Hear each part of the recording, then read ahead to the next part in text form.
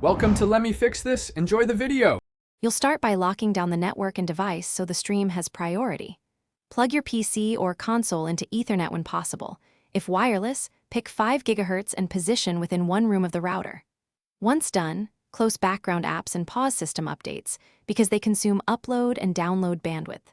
Make sure the Xbox app, GPU drivers, and router firmware are updated to remove performance bugs. These steps reduce jitter and packet loss, giving cloud gaming a stable baseline. Next, you'll optimize the router to favor cloud gaming traffic and reduce latency spikes. Enable quality of service and prioritize the IP or the ports used by Xbox cloud gaming so packets travel first. This prevents saturation by other devices. Then adjust MTU near 1500 and switch to a fast DNS like 1 to shave milliseconds off name resolution. If you see double NAT, set up stream modem to bridge mode, because duplicate NAT introduces latency. Finally, you'll validate and refine settings while having a clear fallback plan. Run speed and ping tests.